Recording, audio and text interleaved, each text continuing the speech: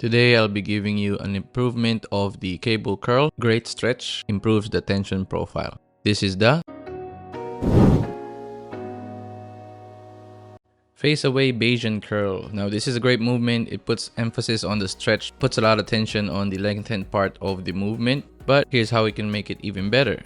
Notice the peak of the tension starts a bit late. So just by raising up the height of the pulley to about hand height, you could immediately improve the resistance. Here you can see once the cable is perpendicular about 90 degrees with your wrist and your forearm, that is the peak tension, and you can see it starts very early. By placing your arms back behind your torso, you get maximum stretch on the biceps and you still get that nice even tension throughout the range. Take 1 to 2 steps forward and curling with both arms is recommended. However, if you don't have a dual stack pulley, it's okay to do it one arm at a time. This is an exercise I wouldn't skip because the long head will experience a very high degree of stretch and tension. Let's talk about some common mistakes with this movement. Right, so the common mistake with the Bayesian curl, letting your elbow track forward too much. This is especially common for beginners, and I found that even for my wife, who I constantly coach throughout her exercises, occasionally she will forget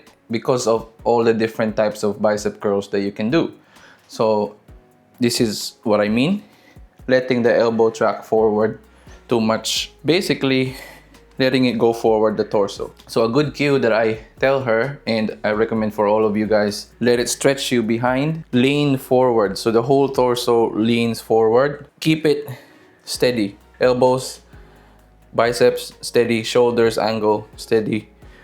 And only curl. Basically, your hand goes to your face, or your hand goes to your underarm. Another common mistake is not walking forward and creating tension enough. So what I mean is, most people will start here. Everything is correct except there is no tension to start. So what happens is the tension starts around here for it to stretch you even before you start the movement. So you should take 1 to 2 steps forward, and now you could already feel the stretch and the tension. You could feel the muscles more engaged before you even start the movement. If you want to make it more stable and your setup can allow it, go sit down on an adjustable bench about hand height still to shoulder height, and let it stretch your arm and then pull.